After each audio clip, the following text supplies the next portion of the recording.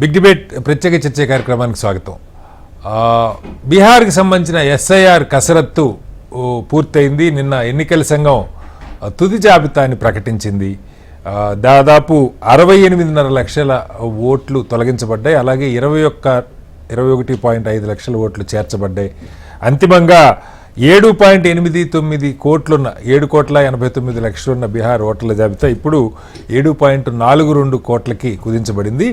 అయితే ఈ ఎస్ఐఆర్ కసరత్తులో అనేక ఆశ్చర్యకరమైన దిగ్భ్రాంతికరమైన అంశాలు ఉన్నాయి.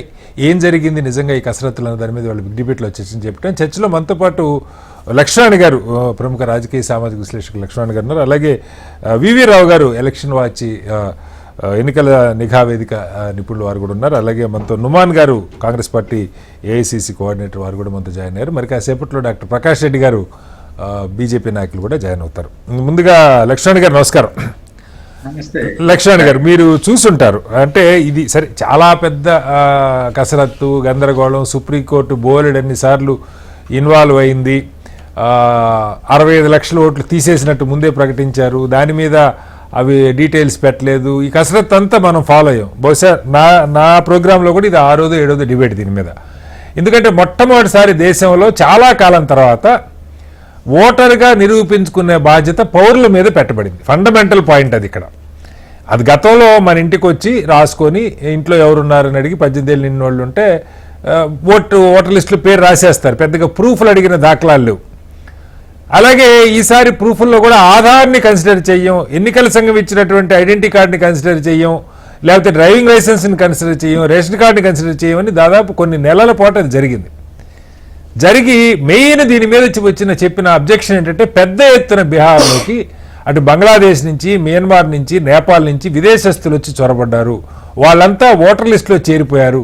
వాళ్ళందరినీ తొలగించడం కోసం పెద్ద కసరత్తని అటు ఎన్నికల సంఘంతో పాటుగా సాక్షాత్తు భారత ప్రధాని, హోం మంత్రి గారు కూడా అనేక సభల్లోనే చెప్పారు, బహిరంగంగా చెప్పారు. వీళ్ళని తీసేయొద్దా, విదేశస్తులు కోట్లు ఉండాలని ప్రతిపక్షాలు పట్టుబడుతున్న పద్ధతిలో మాట్లాడారు. అయితే కోర్టుకి నిన్న ఎన్నికల సంఘం ఒక 1000 పేజీల రిపోర్ట్ సబ్మిట్ చేసింది. ఆ రిపోర్ట్ మనం చూస్తే తొలగించబడ్డాయి 68.5 లక్షల ఓట్లు. దానిలో చనిపోయిన వాళ్ళు, అక్కడి నుంచి శాశ్వతంగా వెళ్ళిపోయిన వాళ్ళు, లేకపోతే డూప్లికేట్స్ ఉన్నాయి, ఇవి అని మెన్షన్ చేశారు తప్ప ఒక్కటంటే ఒక్క ఓటు కూడా విదేశీ మూలాలు ఉన్న కారణంగా వీళ్ళ ఓటు తొలగించామని ఒక్క ఓటు మెన్షన్ చేయలేదు సార్ ఎన్నికల సంఘం. నాకు చాలా ఆశ్చర్యం ఇది. అలాగే 100కి 100% మామూలుగా మనం ఓటింగ్ అప్పుడు చూస్తూ ఉంటాం, ఓటింగ్లో పార్టీలన్నీ ఎంటబడి, ప్రజలు ఎంటబడి గందరగోళం చేస్తే 60-70% పోలింగు దాటదు. దేశంలో కూడా, దేశం ఎన్నికలైనా ఇంకా ఉప ఎన్నికలు ఏంటంటే మరీ తక్కువ ఉంటుంది.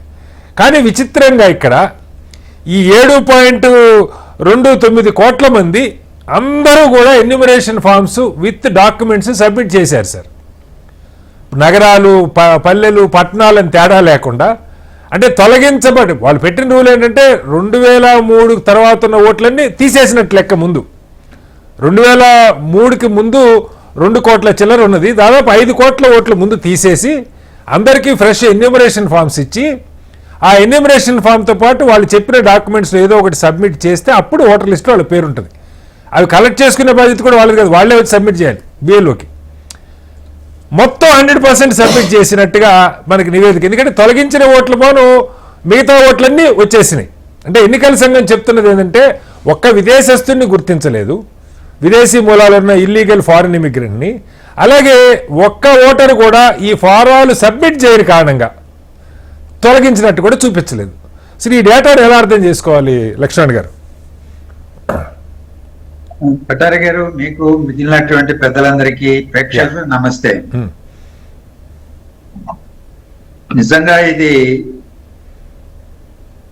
ఒక జైగాంటిక్ సవాలుగా ప్రజాస్వామ్యానికి భారత ఎన్నికల కమిషన్ విసిరింది.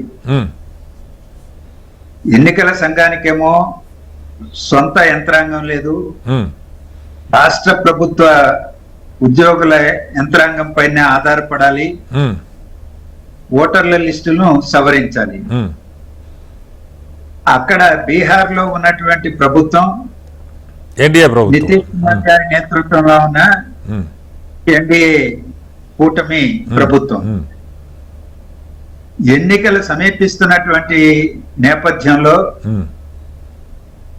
ఈ స్పెషల్ రివ్యూ ఇంటెన్సివ్ రివిజన్ జాబితా తయారు చేసే కార్యక్రమం ఒక సమగ్ర ప్రక్షాళన కార్యక్రమంగా టేకప్ చేశారు. 22 సంవత్సరాల తర్వాత చేస్తున్నామని చెప్పారు. ఇది ఏడాది క్రితం పార్లమెంట్ ఎన్నికలకు ముందు ఎందుకు చేయలేదు అనే ప్రశ్న సహజంగానే ఉద్భవిస్తుంది. శాసనసభ ఎన్నికలకు ముందే దీని అవసరం ఏంటి? ఇతర రాష్ట్రాలు ఎన్నికల లేని రాష్ట్రాలలో చేసి ఉండవచ్చు కదా. పార్లమెంట్ ఎన్నికల నాడు ఉపయోగించిన ఓటర్ల జాబితానే బీహార్ లో వినియోగించి ఉండవచ్చు కదా. ఎందుకు 2025 సార్ 2025 జనవరిలో సమ్మరీ రివిజన్ జరిగింది సార్. 6 నెలల క్రితం జరిగింది. పార్లమెంట్ ఎలక్షన్ దాకా కూడా అవును. ఆ 2025 జనవరిలో చేసిన వాటిని వినియోగించుకోవచ్చు. కానీ వీటన్నింటినీ పక్కన పెట్టి టార్గెట్ చేసినట్టుగా ఎన్నికలకు ముందు ఒక 4-5 నెలలకు ముందు ఇంత గందరగోళం సృష్టించి అందులో వలస జీవులు అత్యధికం బీహార్ లో ఉంటారు. దేశవ్యాప్తంగా ఎన్నో రాష్ట్రాలకు వెళ్తుంటారు. వాళ్ళ జీవనోపాధి పోగొట్టుకుని పరిగెత్తుకుంటా ఓటు కోసం రాలేరు. వాళ్ళు దానికి తోడు ఎన్నికల కమిషన్ పెట్టినటువంటి గుర్తింపు కార్డుల్లో ఆధార్ లేకపోవడం, రేషన్ కార్డు లేకపోవడం ఇలాంటివి కోర్టును ఆశ్రయించి అత్యున్నత న్యాయస్థానాన్ని సుప్రీంకోర్టును ఆశ్రయించి వాళ్ళు చెప్పిన వాటిని కూడా ఖాతరు చేయకుండా పెడచెవిన పెట్టడం ఇవన్నీ మనం చూసాం. ఆధార్ కార్డు తప్పనిసరిగా పరిగణలోకి తీసుకోవాల్సిందే అని పదే పదే సుప్రీంకోర్టు చెప్పాల్సిన దౌర్భాగ్య పరిస్థితి. అలాగే పౌరుడా కాదా అని నిర్ధారించాల్సింది విదేశాంగ శాఖ, ఎన్నికల కానీ ఆ హక్కు మాకు ఉన్నది, దాన్ని వెరిఫై చేసే హక్కు ఉన్నది అనే పద్ధతుల్లో అడ్డగోలుగా వాదించినటువంటి పరిస్థితి కూడా మనం చూసాం. ఈరోజు ఒక రాష్ట్రానికి సంబంధించే ఇంత ఎక్సర్సైజ్ తీరా చూస్తే మొదట ఏమన్నారు, 66-70 లక్షల ఓటర్లు తొలగించారు అని అంటే లేనే లేదు, అది లేదు, ఇది లేదని బొంకారు న్యాయస్థానం ముందే.